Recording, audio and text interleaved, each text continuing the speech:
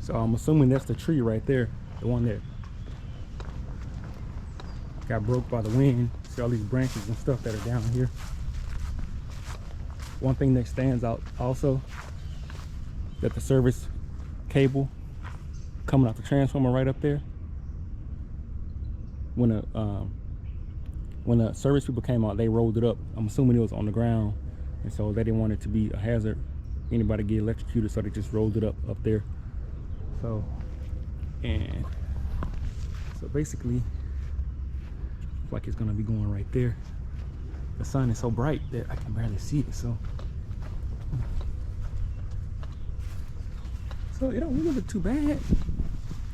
We just need to fix that service pole. You can see up there where it ripped it out, almost ripped it out, but you can see it pulled it over.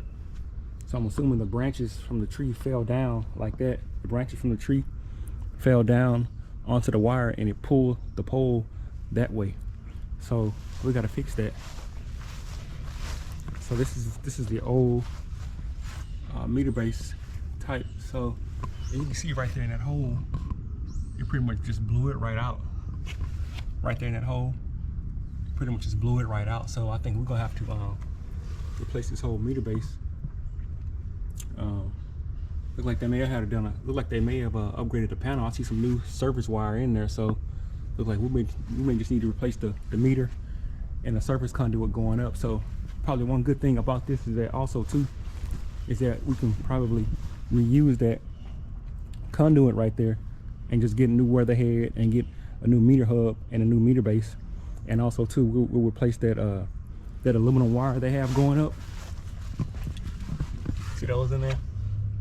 That's aluminum conductors that's in there. So we'll take them out and put some 2-aught rated conductors in there that's rated for 200 amps. So looks like that right there. Looks like it may be 2-aught cable.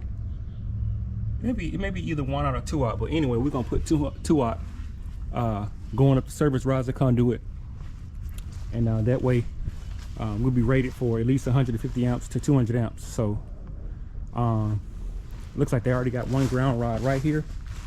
So now I know usually when you have wind damage or storm damage, you have to get a permit. And so on all my jobs like this, I do get a permit, a city permit, and then the city inspector will come out and inspect my work, you know, within a day or two. So, but anyway, what I was gonna say is that a lot of times they make you do a full upgrade, but one thing I may have to see is if they want me to put a disconnect before the meter. So what I mean by that is right here where you see this the meter right here, they'll want to have a service disconnect right here, and then you will pipe over to the meter, and your disconnect, it will go hold on, let me back up. So you put your disconnect on, you come from the load side of the meter. I'm sorry, let me back up. Okay, yeah, so you put your disconnect on, you come from the load side of your disconnect going inside into the panel, and then from your line side of your disconnect, you'll go over to the load side of the meter base. Kind of had to think about that. Still just waking up. So, all right, guys. Just wanted to show y'all. Let me get out of the sun because I think it may be too bright. Just wanted to show y'all, you know, day in life of somebody that's self-employed, that's doing electrical work, you know. And as you can see, I do residential also.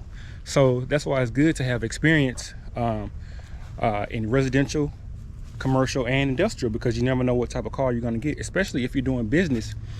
People are going to call you from all facets of life, you know, all phases of construction. So they may call you and say, hey, we need you to take over this job. A guy, we had a company out here, but we got rid of him, and now we want somebody else. So you may have to take over the job, but you have to know where to take over the job from, you know.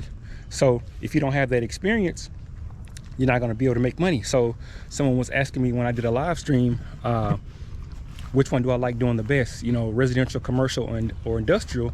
Well, I like doing industrial best, but it's best to have experience in all of it, in residential, commercial and industrial, because like I said, if you all want to go into business, then you're going to have experience, you know, throughout all phases of it, because everything is going to be different when you're going from residential to commercial, and then you do work in industrial. It's going to be different. So hey, I just wanted to give y'all a quick tour of what I do, you know, day in the life of electrician, someone who owns his own company. We'll see y'all back next time at United Tradesman Academy.